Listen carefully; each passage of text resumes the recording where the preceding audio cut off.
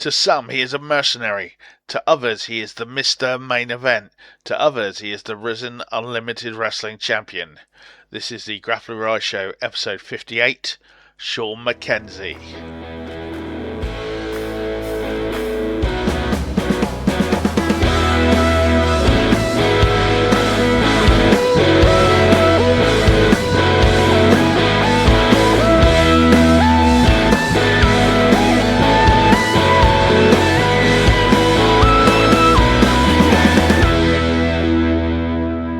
Hello, welcome to the Grappler Rise Show. I'm your host, Brett Summers, and my guest today is one of the fastest rising up-and-coming stars of British wrestling. He is the Rizen Unlimited Champion. He is the old Mercedes. He is the big powerhouse wrestling Mr. Main Event. Please welcome to the show a man who even hosts his own show, the Sean MacKenzie Show. He is the mercenary, Sean MacKenzie. Welcome, sir. How are we doing? Yeah, thanks for having me, Brett. I'm doing very well tonight. How are you doing?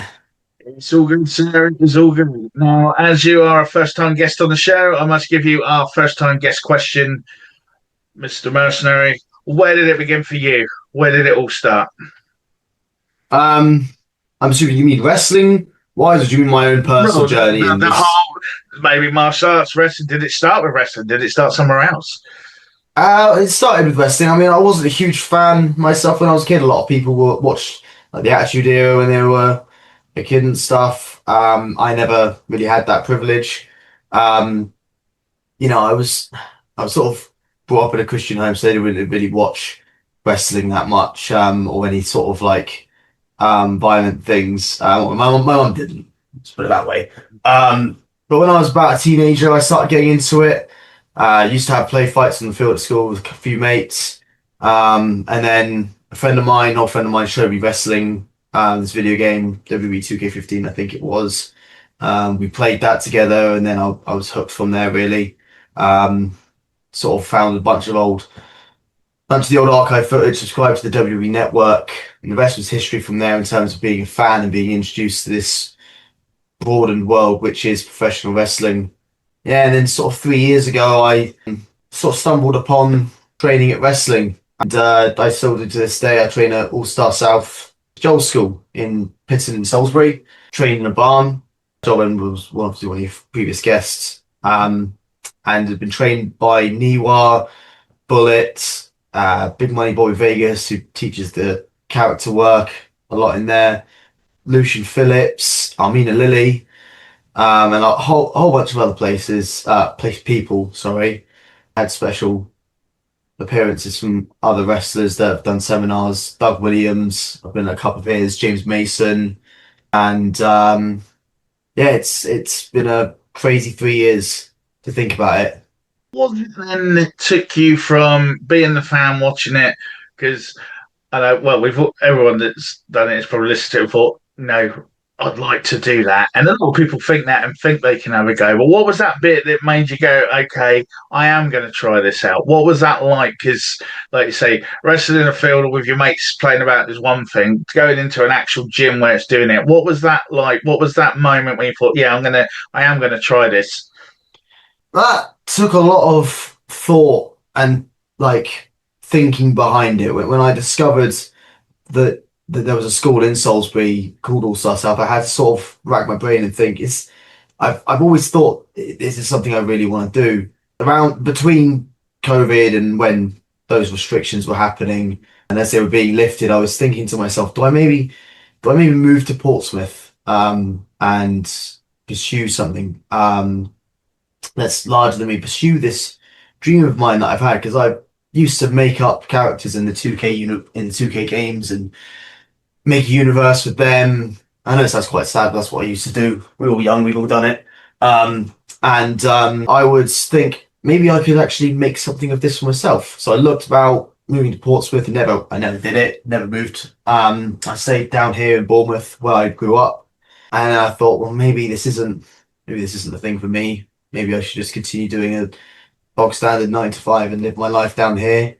Then I heard about Joel's. I went there and thought, let's actually give this a go. Like, Can we swear on this show? Can we swear here? Yeah, it's all Oh, right. perfect. I kind of heard about it and I thought, fuck it, let's do it.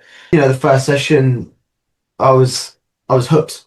I was hooked immediately. I saw the ring. I saw the coaches who were built like a brick shit house. Um, you know, went back when it was the original barn. I can't even fully remember the look because I've been there for 3 years now, so it all Yeah. kind of merges together. But the look of the barn and like the look of the ring and some of the training equipment was about the mats and everything and the general intensity behind it. It was like, oh my God, this is fantastic. This is awesome, and this is happening here in England. This is amazing. And from that first session, I was just immediately hooked, and I thought, yeah, okay, this is something I'm definitely 100% going to do. I used to be a musician before I got into wrestling. I was a brass band player, and I thought I played brass band all my life, and I love music, but I need to pursue something different. So I jumped ship completely and started doing wrestling training instead, and it's the best decision I've ever made. And can you remember back to that first session? Like, what was involved? Was it what you're expecting? Because I mean, anyone that's done it always remembers mine. I just remember mine was with Robbie Brookside, and I just remember there being lots of squats and press ups and things like that. But I was ready for that because I kind of had an idea, that some of that would be involved. But the bit for me, and I think I said this on one of the ones before, it was the running the ropes that surprised me. Yeah, And first of all, the pace of it, and then the pain the day after. But what was it for you going in there? Who was there? What was it like? Was it what you thought? Were there? Oh my god, everyone is huge. I don't know. What was the sort of? What was the so vibe? when I got in there, it was a very serious sort of vibe. I got there and I sort of immediately went to John. I introduced myself to him, and I also introduced myself to Niwa. They were the two coaches that were running it. Mm-hmm. And there was also recently signed NXT WWE star Nathan Angel.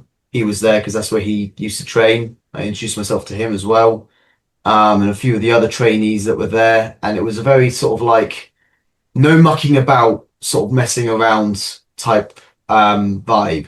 It was a very much, stuck in as soon as it hit. I think it was 6:30. The time was. It was very much stuck in. Let's warm ourselves up because might be quite cold. I'm not sure, but even then, you still got to warm up. So let's warm ourselves up, and then it was sort of like not lots more push-ups than I'm used to, but it was a lot of push-ups and squats and sit-ups and a lot of conditioning. Um, Yeah.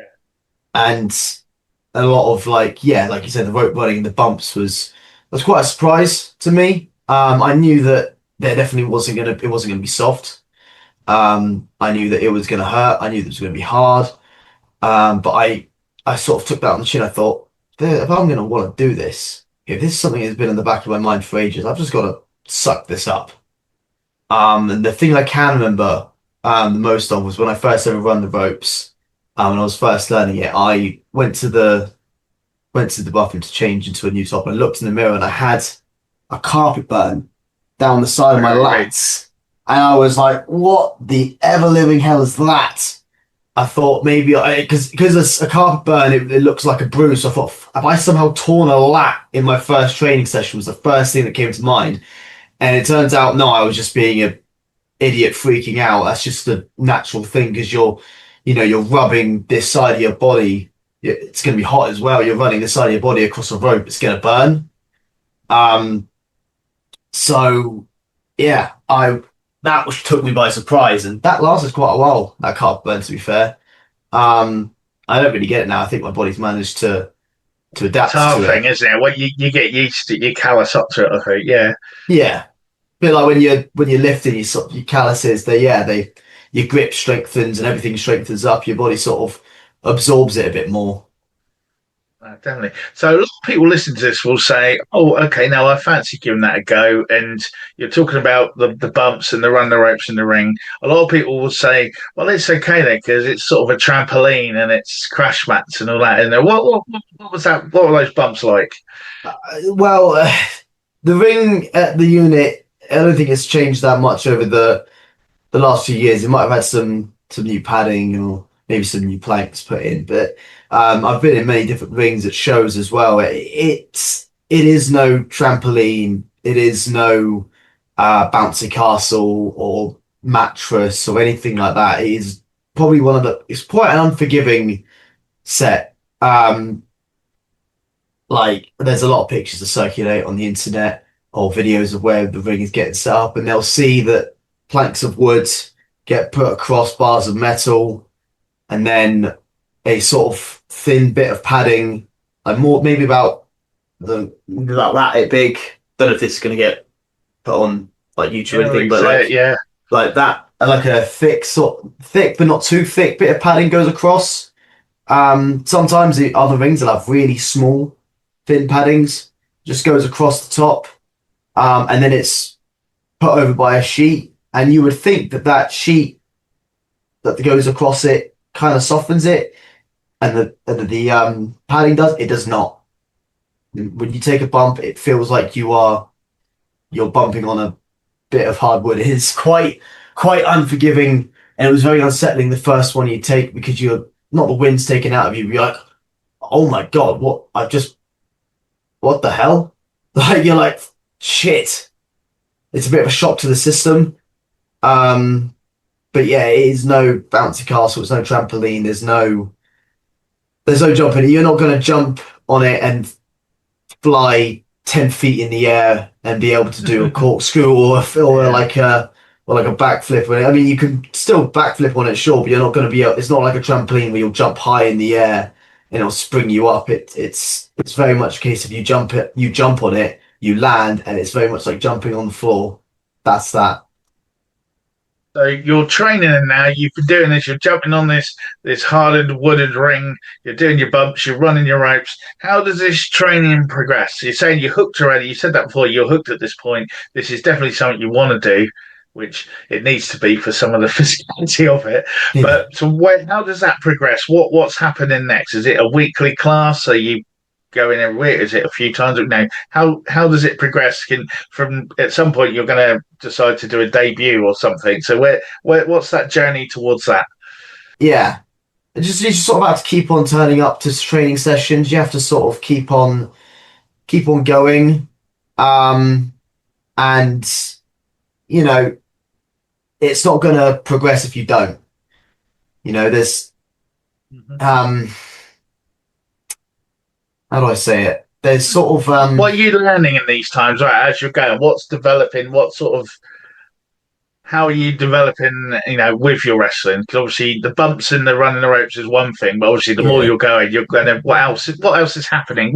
What could people expect listening to this if they're thinking now what is wrestling training? Because I think some people listening to this will think that it's basically strictly come dancing and you just all sit there and act it all out, and it's all like South Park, where you just talk a lot and Yeah. training. There's a lot of so as well as bumping and running ropes, there's a lot of like holds and chain wrestling that gets involved. Chain wrestling and technical wrestling, that's sort of the bread and butter of what we do as wrestlers. You watch a lot of wrestling matches on even WWE, AEW, you see a lot of things. The first thing they do, the lock up, the throw a headlock, wrist lock.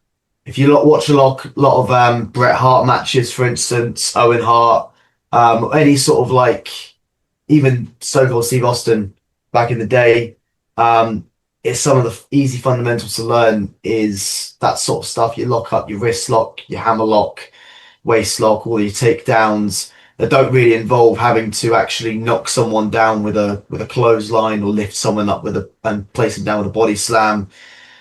It's the sort of style of fighting that you would see in judo, for instance, um, or like Olympic style wrestling with those kind of takedowns and those kind of locks.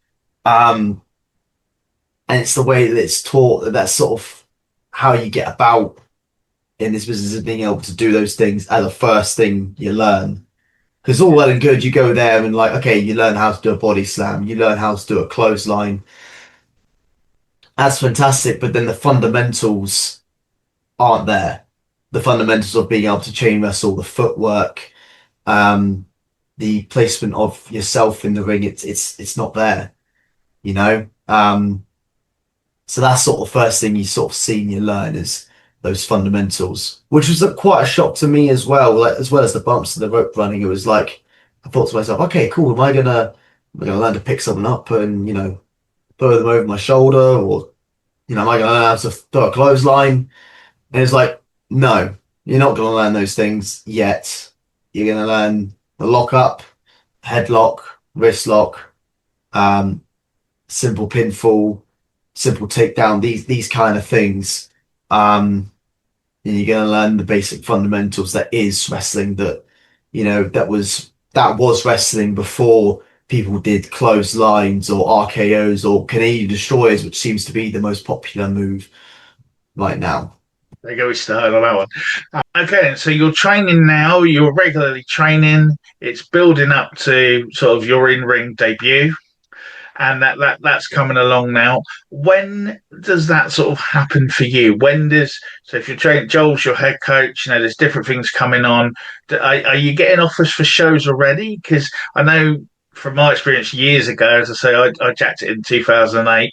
But there were often times where people might try and tempt you in maybe before you were ready because they just needed cannon fodder or whatever. There's a rumble coming up, which, to be fair, is a good way of getting experience in front of a crowd. I won't knock that, and I had some great memories in there.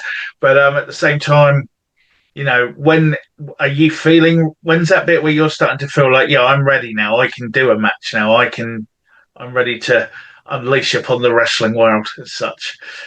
There were a couple of places that I did, a couple of shows I did where I definitely wasn't ready just yet.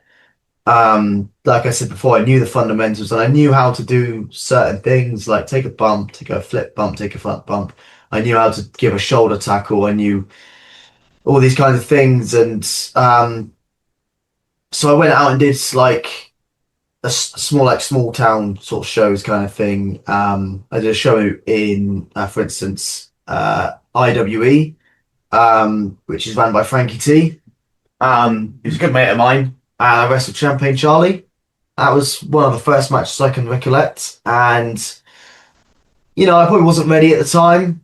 There's a lot of things that could have been better. I was not in the greatest shape mind. I didn't have the greatest gear. I mean, I had the same boots that I wear now, which are RB Footwear, Richard Bishop boots. And still going. I remember them. They're still going. Yeah. I remember the shock when people saw them. They were, especially Bullet was like, they're still going. I was like, yeah, they're still going because a lot of people are like, is he retiring? Is he not? He still makes boots. But I've got the same boots. My gear, they were tights, like proper wrestling tights. They were just very bland. I was supposed to order burgundy. I ended up ordering a sort of dark pink. So that didn't go to plan. I wrestled under a different name as well, Sean Viley. So my name has changed a couple of times. And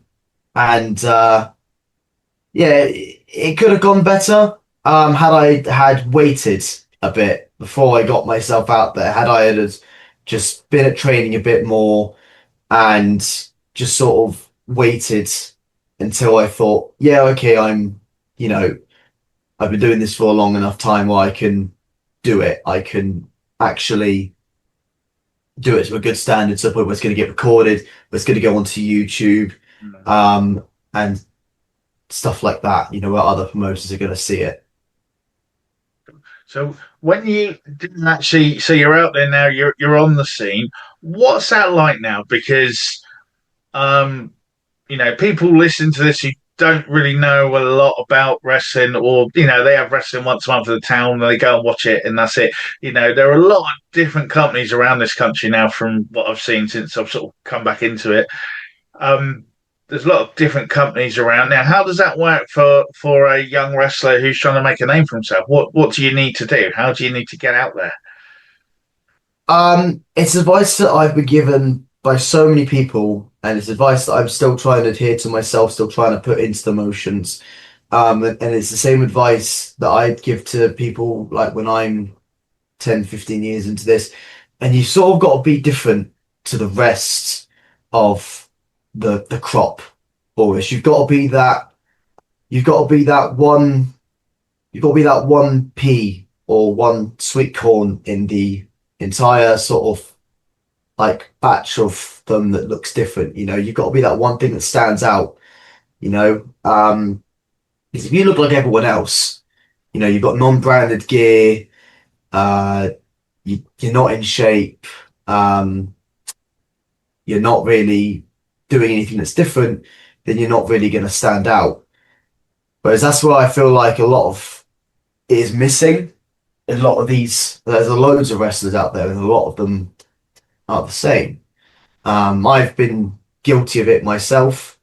I've only just started, like earlier on, you mentioned that when you introduced me, Mercenary MacKenzie being a sadist, the Sean MacKenzie show, the main event of Big Powerhouse Wrestling.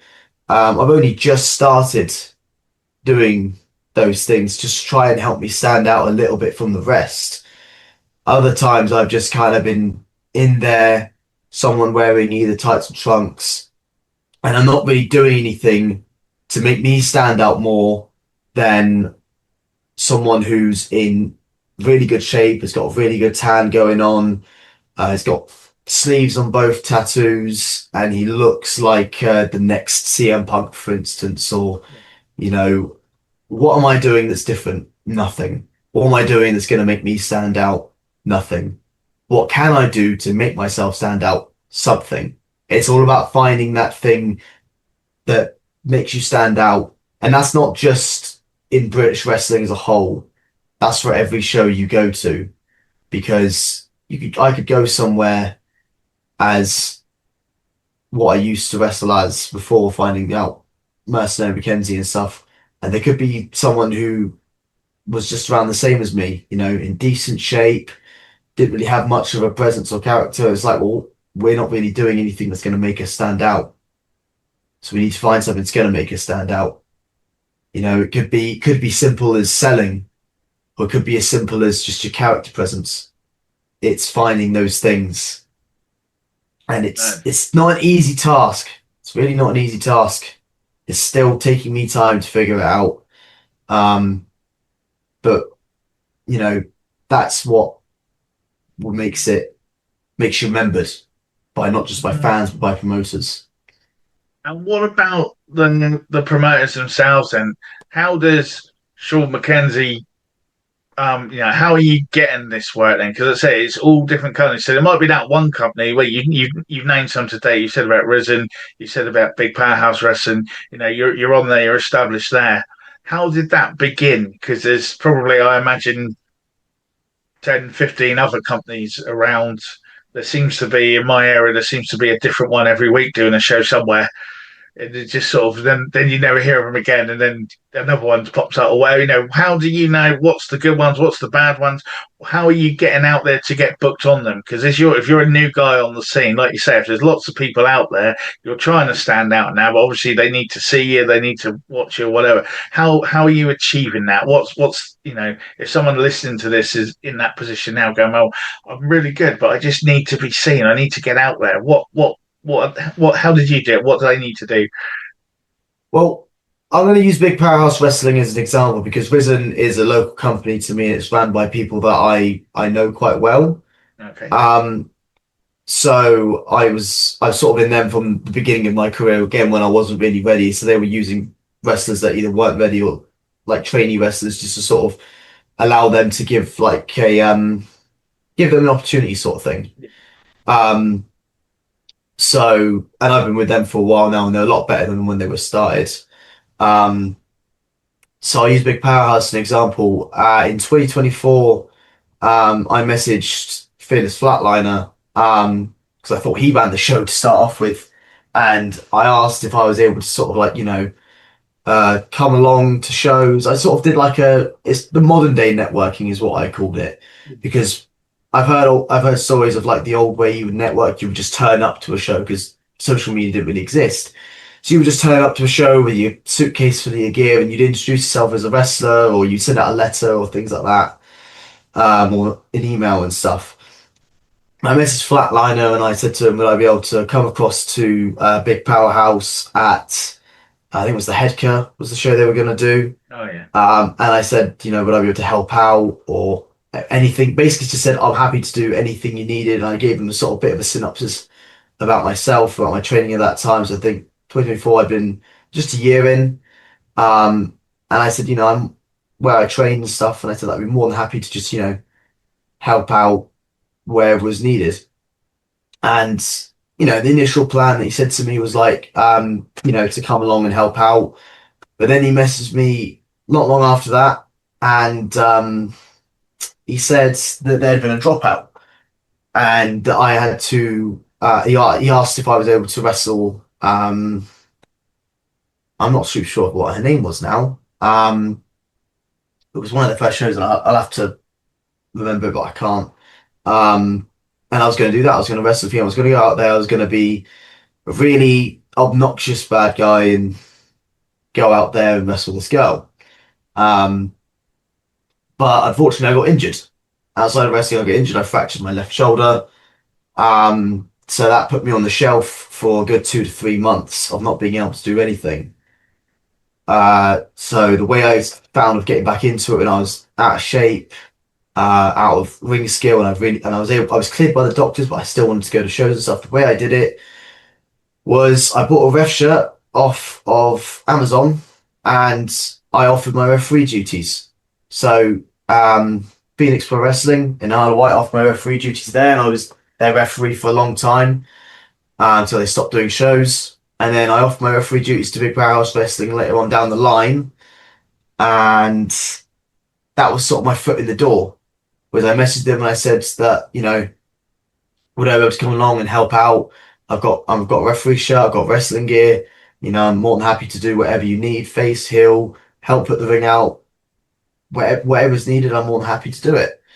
And that was sort of a way of them going, I really respect that, because that's what Crusher and Fearless Flatliner, they both used to sort of do that when they were young, to get their name out there. They'd go to different shows. And the show that I went to, I ended up refereeing it, and I must have done a good job because he invited me back to the show after that. But the show after that, I ended up wrestling as a tag partner with Flatliner. And from then on, since December 2024, my first match with Big Powerhouse Wrestling, tag team with the Flatliner against the UK Pitbulls, I've been a staple for Big Powerhouse Wrestling to the point now where I'm done with Flatliner because he's an obnoxious twat. And I'm now my own man and I run that place. That place is mine. No one's going to try and say otherwise. You might have Lucian Phillips, he's the champion. You might have Jake McCluskey, he's the champion. Crusher Curtis might be the guy that announces people and introduces the show, but that's my show. I don't think people understand that quite yet, but they will do. They will do. That is my home. Those bash the baddie hammers that the kids bash me with, those are the bats that I bring in. The ring that I wrestle in, that's my ring. The mic that Crusher Curtis speaks down, that's my mic. The sound effects, they're all mine. That entire venue, both the one at Fratton and the Headker, they are both mine. That place is mine. I own Big Powerhouse Wrestling. And the moment Crusher Curtis realizes that, he's going to have a rude awakening. But that show is my show. And there ain't anyone like Sean MacKenzie at that place. So people have got to remember that. Excellent. So what's it like when you've got to that point now then? So if it is your show now, as you say, you've trained all the way through, you've done your bit, you've debuted, and now you've taken over. What's next for Sean MacKenzie? What's next? Well, if people want to really make me believe as it's my show, which they will one day stop bashing me with those bash the baddie hammers, and they will respect the name that is Sean MacKenzie. They'll respect the main event.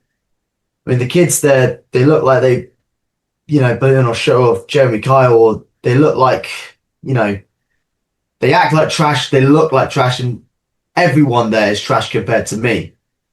So if people want to not understand that, that's fine. But what's next for me? It's one simple answer, Brett.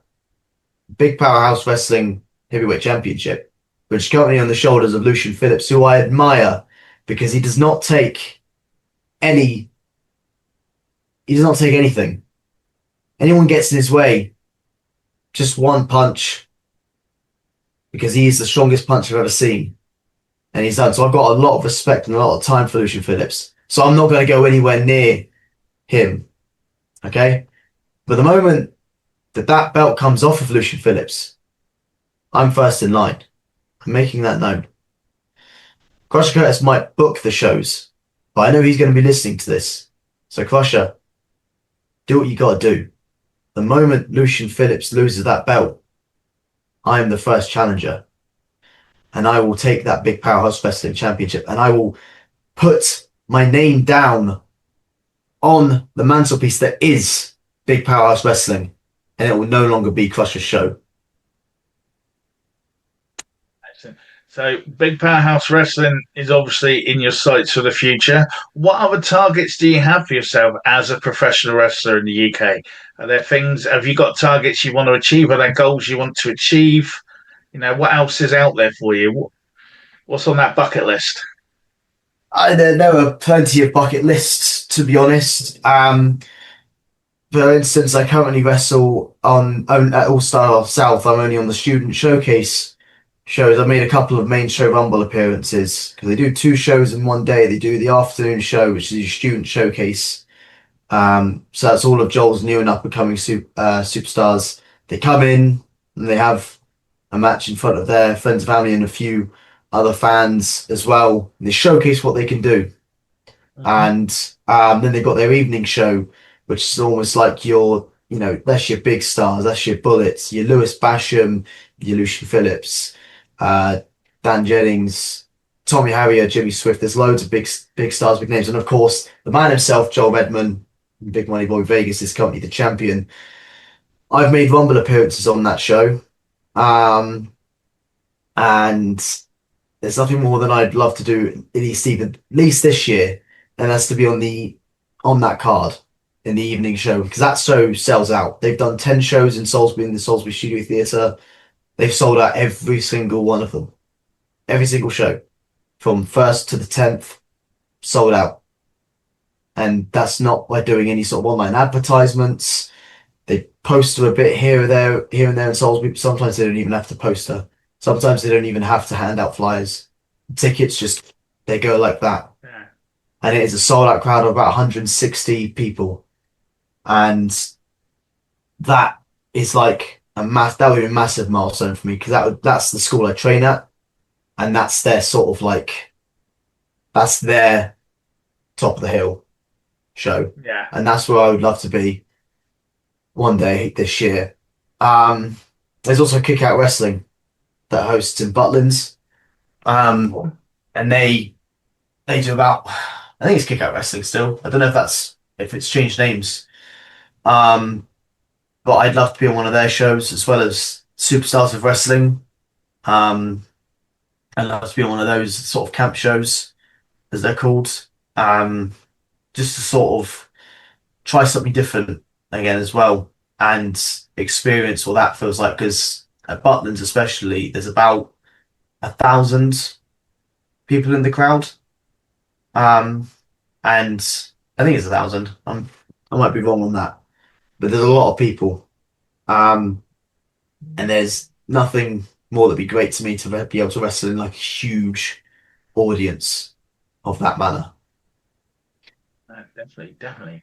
So, what other things then? What is the life of Sean MacKenzie on the road as a wrestler like then? Because you've talked about all the training aspect now. Now you're doing the shows, there's different promotions. A lot of people listening to this will sort of, a lot of their knowledge will probably be WWE. And I think people think a lot of that is in the same place every week because it always looks the same. They don't realise the travel involved. And, for yourself and your normal shows going from here to there all over the place, all over the country, as well as taking the impacts you do in the ring, what's that like? And especially as well, just to bring this in as well, you're out of the ring training. So I imagine you've got your gym routines and your conditioning or whatever. What's the sort of week in the life like when you're on the road and there's shows all the time? Well, I'm not on shows as much as other people where they do wrestle every single day of the week or both days on a weekend. I do sort of have that bit of a It's not really a luxury. I do sort of have that ability to be able to do a show on a Saturday, and then on the Sunday where I haven't got a show that next day, I'm able to just sort of like rest up my body a bit because I don't have to get up early to do another show and travel to this place. I can just sort of have a nice sort of lie in. Maybe I can have a nice sort of relaxing sort of like bath or something like that. I can just sort of relax and allow my body to properly rest and recover before the next show. Or, well, yeah, definitely the next show Yeah. before the rest of the week begins. There's been occasions where I have had a show and then another show. One show where I was wrestling, and that was the big powerhouse show I did. And then the show after that, I was refereeing. That was for I can't remember the company name that was for actually.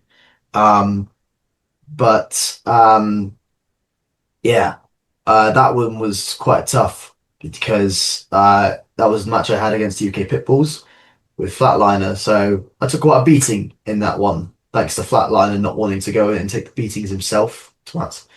Um, and yeah, I sort of had to get back in the car, and I was aching a bit, and then I knew I didn't get back home till about midnight. I had to wake up the next morning. I'm still a bit stiff, but not too bad. And then I had to get on a train because I don't drive either. So I had to get on the train. I had to go all the way to where was it? It was in Southampton, but wasn't Southampton as well. It was like I think it was Eastleigh or something like Oh yeah. that. It's quite a long train journey from Bournemouth to Southampton to Eastleigh, and I think it was another stop. It was Eastleigh to somewhere else. Um, so that was quite tough, especially train chairs. They're not exactly comfortable. You can't lie back in them. So yeah, that wasn't exactly, it wasn't fun, but it also was fun at the same time. Because it was sort of very much insight. So this is what it's like as a busy wrestler. This is what it's like to really sort of be doing this. This is a sort of like a teaser, a taster to those that are doing camp shows 5 days a week or Butlins 5 days that whole week. Or if they've gone to Japan and I've had the training over there is intense. From Joel and from Ripper Reed, they both said the training there is bar none, in comparison. So it was sort of like a little insight as to what it can be like as someone who's on the road a lot. Um, and I do wish for those days to come one day where it can be like, okay, Saturday I'm doing this show, Sunday I'm doing that show, or Friday I'm doing this show, Saturday I'm doing this show, Sunday I'm doing this show. And then it's like Monday, don't really rest either because I've got a job outside of wrestling, where I work at the hospital. So yeah, whilst it doesn't sound like something to look forward to, it is. And the reason it's something to look forward to is because of what you get from actually doing it. You don't just get the high from wrestling, from taking a bump, from pinning your opponent, or let's say you end up losing. Uh, the cheer afterwards if you were the good guy on that card. Um, it's not that. It's a sort of feel you get when you go out there and the boos and the cheers that you hear from me, especially the boos that the crowd give me. Or if I'm a big powerhouse, the fact they rush to me and they bash me with those inflatable hammers. Um, it's that feeling. It's a bit of a rush. It's an adrenaline rush, and it's a great feeling because it means people hate you. And for the good guys, I'm a good guy for Rizen. I wrestle there, and the people love me there. And it's that high of when you walk out that curtain, people are cheering you. They're cheering your name. They want to hear you win. That's what makes you want to go through this line of duty. That's what makes you want to go through this idea of doing a show on a Friday. Then you might feel a bit stiff. You wake up the next day, you're doing a show on a Saturday, or maybe you're doing the double that day, and you're like, oh, glad that's over. Oh wait, no, it's not. I've got a show tomorrow on the Sunday. And you're probably like, oh, why do I do this? You walk out that curtain. That's why I do this. This is why I do this. Whether it's the people hating you or it's the people loving you, they're the reason you do this. It's that feeling that they give you. At least that's what it is for me. That might be different for others, but for me, it's the reaction that I get from walking out the curtain, from what I do in the ring, the hate, the love, doesn't matter. That's what makes me want to continue to do this. Excellent. No, I like that. I like that. So what about like gym wise, routine wise? Because like you say, the the training in the ring is one thing, and being in the ring and the matches and the wear and tear it takes, especially with all the long journeys and that as well. What do you need to do for yourself in between that to keep yourself not injured, whatever. I mean, because I know like you go to the gym a bit. Have you got certain things, exercises, whatever, that help you? Or for me, it was always, and it still is again now. For me, it was always a lot more stretching and stuff like that, rather than. Oh, I still did the weights, but I was more as I was getting older. The flexibility was more bit of DDP yoga get chucked in as well, to keep everything moving in the right way. But what sort of thing? Well, what sort of things help yourself? So when I first started working out, and this was before I did any kind of wrestling training, I didn't do enough warming up or cooling down. So I didn't do enough dynamic stretching. I didn't do enough sort of moving stretching or anything like that. I didn't really do a lot of cardio either. I just sort of did a couple of warm-up sets, just jump straight into the weights kind of thing.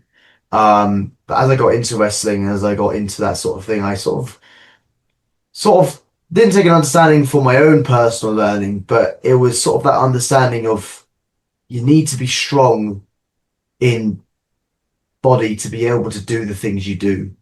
So it's a lot of, I found compound lifting. So a lot of the bench presses, the shoulder presses, your deadlifts, your especially the deadlifts of getting the natural strength, build up in you. There's a lot of that that needs to be done. A lot of shoulder strength, a lot of upper body strength, a lot of strength in your legs, especially because I'll be a victim and say this that I used to be that type of person. And you might agree with this to me, Brett, you might not, but leg day for me has always sucked. So No one likes leg day. I used to skip leg day like it was nobody's business. Because to me, the idea of training legs and then not being able to walk up and down the stairs, it sucked. Um, but I sort of adapted that with my wrestling. It's like, actually, no, you need a lot of leg power for this. You need a lot of shoulder power for this. So it was, working out your legs a lot more. And as you say, yeah, there's a lot of stretching of it. There's a lot of doing that. There's a lot of mobility, as well. So when it comes to my warm ups, I don't just kind of do your sort of do that, stretch behind the back of your head. I don't really do much of that. I do more mobility stretches, cats and cows, squeeze shoulder blades, um, sort of moving the body in ways that keeps the blood flowing and keeps Yeah. that keeps the body mobile, but it also warms up the body ready to be able to lift where you're about to lift. Gets the blood flowing to the muscles, and it's gets you ready for that, because you also do that before wrestling. We also do that before wrestling training as well. We stretch out afterwards as well to relieve that stiffness. And yeah, it was finding ways to adapt the training to make it more explosive as well. Because I could, go there and ego lift, so like do 5 reps with like a 50 kilogram bicep curl. I don't do that. I don't do that.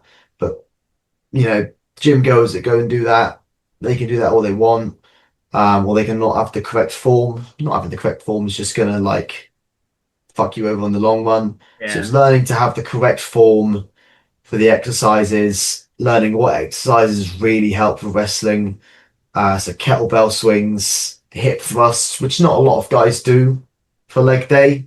Um, Surprise, surprise. But that one I've been told helps so much. First thing is it's a lot in your hips, a lot of core strength. Actually, for the old, Um, yeah, and yeah. and cardio as well was one of the things that I used to regress a lot.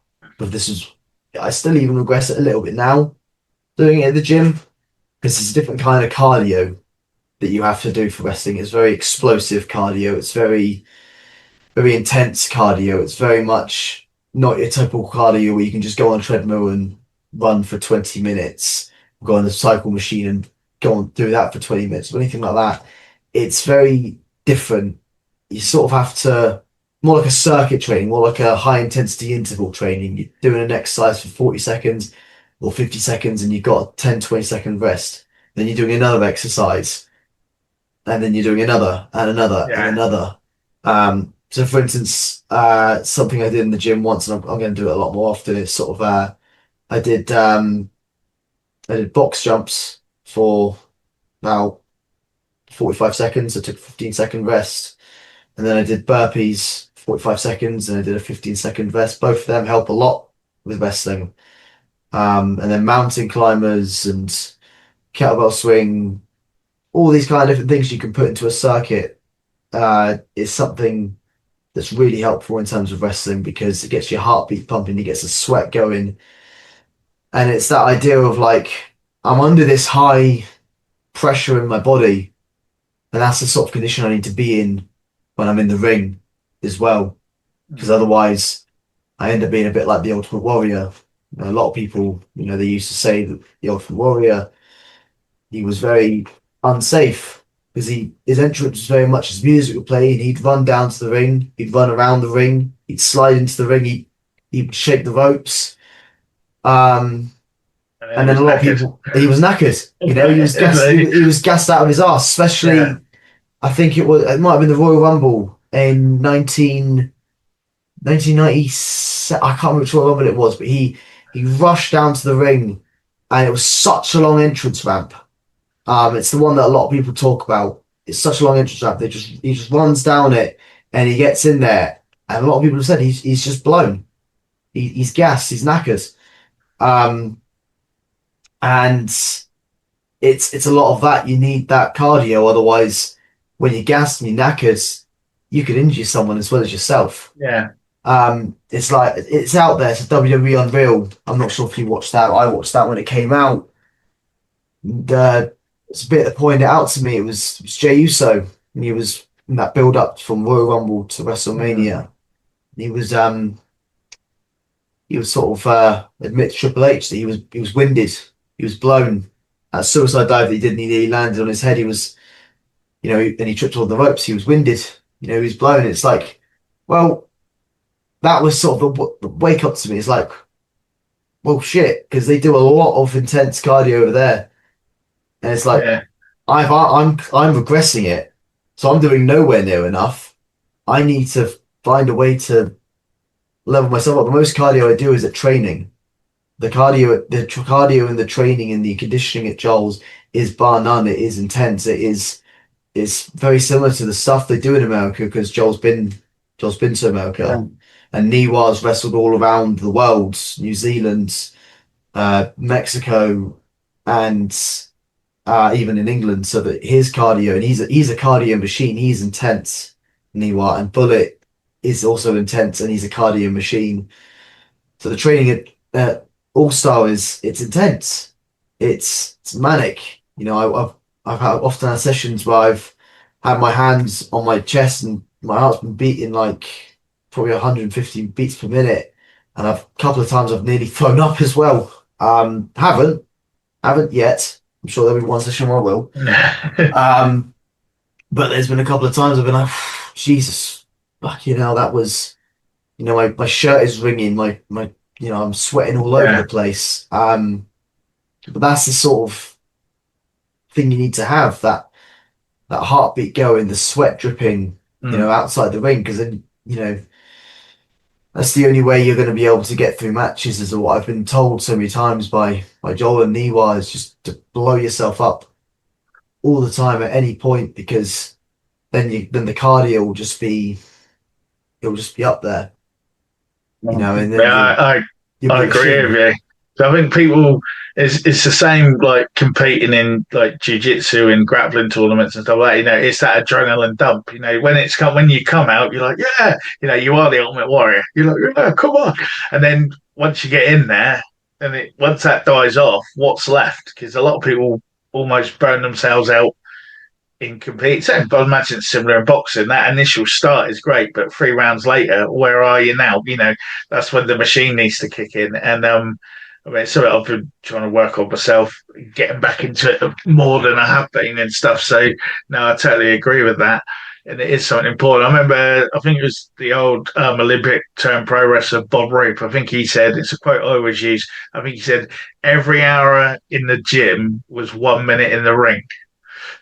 That was how he done it. That was how he judged it himself. Like every hour of cardio and working out would be about a minute in the ring for the Yeah. intensity that they would go at and stuff like that. Which I don't know if I'll be that good, but at the same time, but I get his point. I get his point, and yeah, no, I think you're right on that. It is something. So, what would you say then? Because there'll be people listening to this, as I say, but this all sounds great, and it's really good to do that. But it's pro wrestling. It's not.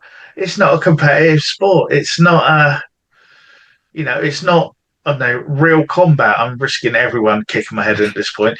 But do you get what I mean? You get those kind of, how many times have you been somewhere and go, yeah, but it's fake, isn't it? Or whatever, but so why are you all doing this for something that's not real? It's fake. It's whatever else people want to throw at it. Well, someone at work, my old job, they went to me, it's all it's all fake, isn't it? It's all choreographed. You don't actually hit each other, do you? You don't actually. It doesn't actually hurt when you get slammed onto the canvas. And I was like, well, how about you go and give it a try and take a body slam and see for yourself? And they were like, oh God, no thanks. It's like exactly, Yeah. exactly. You know what I mean? If you're not gonna go and try it for yourself, then you can't really sit there and say that this is a bent sport, this is a fit sport, because you know, okay, thanks to WWE Unreal, it kind of showed a lot of where they're sat down, they're planning what they're going to do in the ring, they're planning what they're going to do out there. So thanks WWE. Um, but it's very much a case of actually, can we do that bit again? Can you ask me that question again? And I'll bring that yeah, out. Yeah. yeah, can you ask me that question again? Yeah. I won't have you slammed WWE just occasionally. Yeah, ask me that question again. I'll go from, well, I'll cut the answer. I'll just go, yeah, so what have you got to say about that then? The people that say things like that to you? Well, I had someone at my old work. They said to me, it doesn't actually hurt, does it? It's all fake. They use the F word fake, and that to me is a really annoying word. It's all scripted, it's all choreographed. It doesn't actually hurt when they slam you, does it? So I said to them, well, why don't you step into the ring, take a body slam, and find out? And they were like, oh no, I don't want to get hurt. I was like, well, exactly. If you're not willing to go and give it a try for yourself, then don't really sort of ask these questions of, oh, it's fake, it's scripted and stuff. You know, yeah, I mean, people turn around and say the job is bent. Again, I mentioned earlier about W and Real, and they showed a massive drawback of the curtain side of things. Um, the bit that they didn't show though is the fact that actually the stuff that happens in the ring, that's all real. The punches, the kicks, the body slams, the clotheslines. We're not falling back as they throw a clothesline. We're not, you know, their fist isn't open as they hit us. Uh, there's no way of breaking your fall from a Death Valley driver or a body slam or even a pile driver. Do you know what I mean? There's no way of faking any of those. They're all real things that actually hurt, that make it a combat sport. Even the simple things like a hold, like a wrist lock, a headlock, the walls of Jericho, for instance, or the sharpshooter. Two submissions made famous: the ankle lock, the figure four leg lock. They're all things that actually hurt, and Yeah. they So will I make said it a combat sport. all those holds came from somewhere. You trace it, but that's the whole grappling part of it. You trace it all Exactly. back. It all goes back to the catch stuff or the different martial arts or the jiu-jitsus. There's only so many ways you can grab a wrist. I've said this on other podcasts as well on it. Depending on where you are in the world was the name you gave it, but it's that stuff that's come through. Yeah, are you trying to snap someone's arm off anymore? Not as such, but that hold is a hold, and the golden one I would say as well is you can't fake gravity. Exactly. Like, If you can, please show me how. yeah, exactly. Yeah. Do you know what I mean? Like, we're not the UFC in terms of like, you know, we go in there and you know we're in like an 8 foot like non-padded octagon, for instance, with different sort of styles, and we're not breaking each other's noses or breaking each other's legs or dislocating a leg, for instance, or anything like that. We're um we're there to tell a story. Okay, we are the storytellers. We're the music makers, and you fans. They're the listeners. They're the readers. They're the watchers of this story that we're trying to portray, that we're trying to tell. Like, that's who we are. We're trying to tell a story with what we are doing in there, and it's a real physical combat sports story that we're trying to tell. We're trying to tell the story that the big man and the little man, and this little guy. He's is he going to beat this big guy? Well, watch it and find out. It was Jim Cornette actually. He said this. You're driving down the street or you're walking down the street, Yeah. and you see these two homeless people, and they start fighting. One of the homeless people is like bigger than the other one, but he's like properly, abusing and hammering this little guy, and you want to see the little guy win. Like, yeah, you do. That's wrestling. That is like, in a nutshell, that's the story there.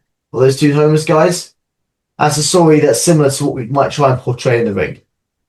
Your scrappy underdog, good guy, your big, mean, bad guy. That's something you want to see. That's something the kids want to see. There's so many other different stories you can do in wrestling. And that's who we are. We are storytellers that tell stories with our physical bodies. That's what you want to listen to. That's what you want to hear. That's what you want to see. Don't try and... It annoys me when people try and throw around this fake word, the F word, because it's far from it. And I found that out for my first session. It's far from fake. It's far from scripted. Do you know what I mean?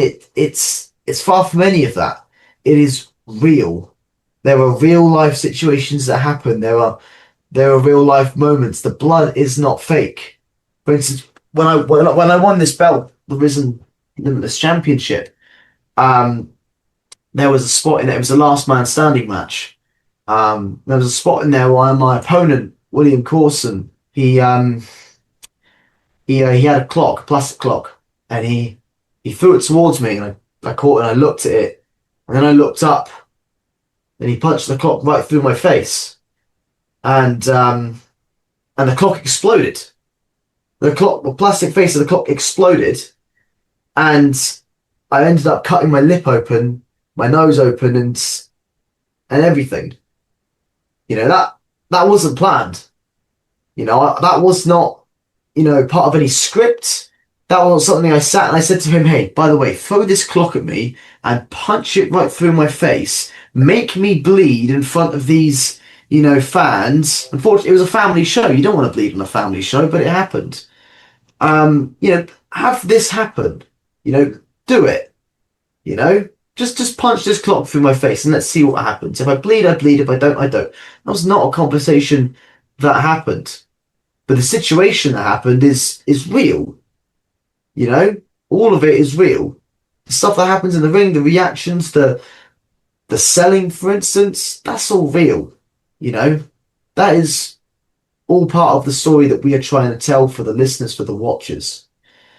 And the real life situation, for instance, the clock happening, or when Cody Rhodes wrestled Seth Rollins and his pec was torn off. Do you think he was backstage getting that painted to be part of a story? No, it was a real life situation.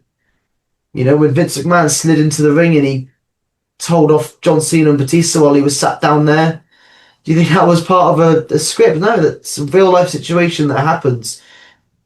And that's what annoys me when people say the words fake and scripted, because those bits aren't fake and scripted. It's all real life stuff that's happening. And people that say those two words, you just kind of need to politely just shut up and just watch the entertainment that we are trying to provide for them. Yeah, definitely, definitely. So when do you see then, as I say, you're establishing yourself on the British scene at the moment. Where do you see that going now? Because you talked about WWE in different directions. They're going in and they are still, people might argue it, but they are still the market leader. I know there are other promotions and things, but they are still the biggest promotion in the world. And and the things they're doing now, you've got the British scene is coming out. As I say, there seems to be some really good quality organisations around. Where do you see that, say, like in the next sort of 5 to 10 years with you on the scene? What do you see happening there? Your Well, experiences? I've got a bit more of a life down here. I mean, I'm a huge bit of a family man sort of thing, and I've got a beautiful fiance who I've been with for 3 years, oddly enough, same time since I've started this wrestling career. She's not a wrestling fan herself, but she has supported me massively throughout my entire career. Um, and the simplest answer is I'm not too sure. I would very much love to be at the top of my game every single year, top level as to where I can be. I know there'll always be people that have been doing it less than me that are ahead of me. For instance, there's a couple of names I can mention, like Tommy Harrier and Jimmy Swift. They've been doing it less time than me. I think Tommy Harrier has only been doing it for just over a year, and he is a fantastic wrestler. He is amazing. I wrestled a star from Joel's as well. Um, Training under Joel and all the other coaches there, and he's a phenomenal superstar. Jimmy Swift as well, but training about the same length of time. I think Jimmy Swift maybe tad bit longer. And again, he is absolutely phenomenal. He is a fantastic superstar, and both of them were really hungry for this, and they've been doing it less than me, and they're better than me. So I know there's always going to be those kind of people, and that's fine.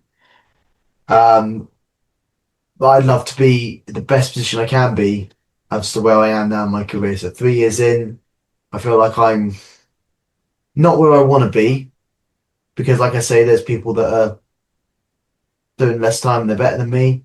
But that's fine. That's what makes me more hungry for those opportunities to become better. Um, in the next 5 years, let's say, where are we now? We're in 2026, aren't we? 2031, let's say. Um, I very much love to be a name that gets circulated around the southwest, southeast British wrestling scene, or even a bit more into the Midlands, as a name that's like, oh, this guy, that guy. And, I'm on shows here, there, and everywhere doing different kinds of shows. Wrestling is different kind of roles, and I would love to sort of just be known a lot more. Wrestle places like Progress or Revolution Pro or All Star, for instance, like I said earlier, be a main staple in big places like that because I know it can be done. I know those goals and aspirations that I have. That if I was to tell you all my goals and aspirations, they wouldn't happen because that's not how you manifest something. No, no, no, definitely. You have to manifest these things, and to manifest it, you have to keep it up here. You have to go through it in your head like this is what I want to do. This is what's going to happen. So like when I won the Rizen Limitless belt, it was a new belt that's going to come out. I manifested to myself like, okay, I'm gonna be put in like, as one of the first two people to win this belt. I manifested it, you know. Oh, okay, the student showcase that's just gone by. I was in a rumble to um go on to face the student champion, the student trophy champion at the next show, which is Jimmy Swift. And that's in February. And I won that rumble to face Jimmy Swift. So in February 28th in the Godolphin at All Star South, buy your tickets if you're watching this. www.allsouth.com, I believe it is. Um, I'm wrestling Jimmy Swift in the main event of the Shoot Showcase, and I manifested that.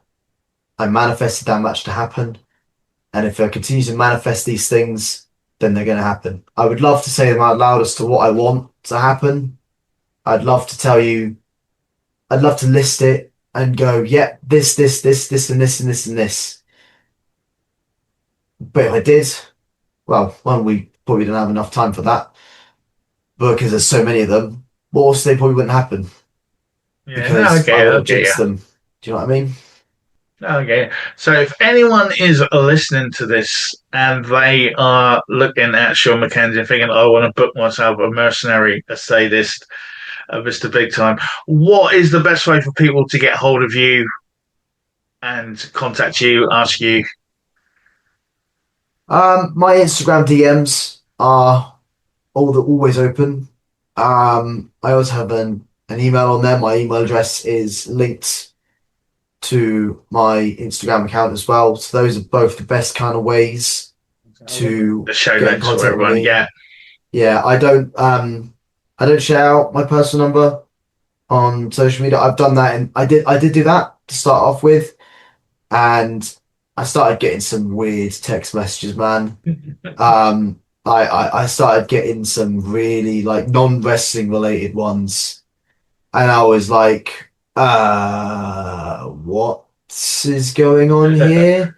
Um, so yeah, I took my number off because I was like, no, I'm not. I don't want any part of what is going on there. So yeah, either my email or my Instagram DMs, probably the two of the best ways to get in contact with me. I mean, I'm always looking through um, Instagram and seeing like, oh, this is in my area, or I can get to this show. Because like I said, I don't drive, so I rely on public transport or a lift. I was like, oh, I can get to this show. I'll message the promoter, for instance. So like Combat Championship Wrestling, they're all the way in Taunton. I've been to a couple of their shows. I'd love to go to more. Grand Slam Wrestling, they're in my area. In Boscombe, they've got Rhino. So, I'll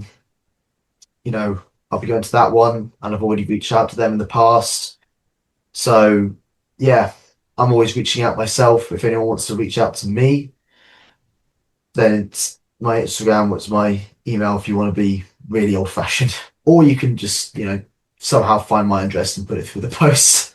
But If you want to be really old fashioned. so they start turning up. Yeah. What I'll do, yeah, I'll link that into the show notes. So as I say, just as a kind of final bit now, then you've got the big powerhouse wrestling shows coming up. You've got some other things in the pipeline. Any final words you'd like to share with our viewers and listeners? Well, yeah, there's a lot of big powerhouse shows coming up, like you mentioned. I've got Rizen the January 31st. I've issued an open challenge for this belt. And that's sort of open to. I've issued it for the Fatal Four Way, believe it or not. I cut a promo and I said that I'll face any three people where you can make a debut, returning, or you're already a current mainstay roster member. Then I will defend it against those people. And I'm just waiting for those three people to answer. Maybe Risen have already found some people to answer it. Who knows? But it's out there. And yeah, and after that, they've got February, the All Star South. It's the new arena, the Go Dolphin in Salisbury. So if you're listening to this, you're in the Salisbury. Obviously, if you listen to this and you're in the Bournemouth, Dorset area, then go ahead, buy a ticket to Risen. Look them up on Facebook and Instagram. But if you're in the Salisbury, Wiltshire area, you're listening to this, then I would definitely recommend you buy a ticket to All Star Wrestling South's evening show, because that has got a massive match announced at the moment. Bullet versus Gangrel, the leader of the Brood. And he, that is going to be a massive match. And I said earlier on, the All Star South shows, they sell out. So if you don't buy a ticket, you're going to miss out on this once in a lifetime match. I mean, you won't fully miss out on it because it will get recorded, but recorded a match and watching it on YouTube, that's not the same as watching it live. You want to watch this match live as it happens. You want to see Gangrel walk out of those curtains, and you want to see Gangrel beat the one-man armory Bullet. You're going to want to buy a ticket. So, www.allstarsouth.com, I believe, is the URL link, or it might be a sum up store. If you type that in, or you look on their Instagram page, you will find the tickets. And I would recommend buying that ticket. Yeah, or you can link it onto this Yeah, I'll put this it into the podcast. show Absolutely. notes. Yeah. And they will have a student showcase on that day as well. And if you want to see what superstars have been cooked up at the school of All Star South, that is run by head coach Joel Redman, formerly known as Oliver Gray, then I would definitely buy a ticket for that as well when they come out, because you're not going to want to miss what comes out of this school. Like Nathan Angel came out of this school. He had only wrestled at All Star South, and 3 years later he got signed by the WWE. You know, that is probably the exclamation mark as to why All Star South is the place to be when it comes to British wrestling. There's all these other schools that I've got, there's Kapow, there's Rev Pro, and they give out so many great opportunities, which is fantastic. I've trained a couple of sessions at Kapow, and it wasn't really for me. I've never been to Rev Pro. I've never been to a lot of these other schools, and I'm not gonna dig at them or say they're terrible. Of course not, because they're fantastic in their own right, and they work in their own way, and they're great for everyone else. But All Star Wrestling South is, in my opinion, the place to be when you want to become a professional wrestler, because nowhere does it like All Star South. Conditioning, stretching, encouragement, and just generalized progress doesn't get any better than that school. So if you want to watch really great professional wrestling, then head to Salisbury and watch the show at the Godolphin on February 28th. If you want to train to be a serious professional wrestler, then head to Pitton in Salisbury as well, not that far from where they hold the shows, and train under Joel Redman, because there is no training like it. Thank you very much. Thank you for taking the time out of your busy schedule, your busy championship schedule, to join us this week. And No, yeah, thank you for having us. Thank you for taking time, Sean. no, thank you very much for having me, Brett, and I hope to be on here again one day. Thank you very much, Sean, for taking time to join us this week.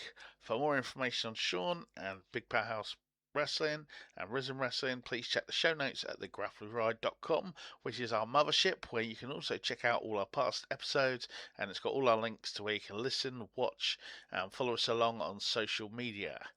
Remember, everyone, new episodes drop every Thursday at 7 a.m. UK time, and you can watch them on YouTube, or you can listen along with us on Apple Podcasts, Audible, Spotify, and all the normal podcast apps. And again, please interact with us, rate us, review us, subscribe, enable notifications, and all that jazz, because it really does help us crawl out of the gutter we're in and in the big pile of podcasts that blot up the world. So any help you can do will help us spread the grappling gospel even more global, and will really help us reach out and crawl to the top. Please. Every little click counts. But anyway, the clicking is over now, for it's time for us to say goodbye this week. I have been your host, Brett Summers. This has been the Grappler Rise Show, and we'll see you again next week. So stay safe and stay on the mats.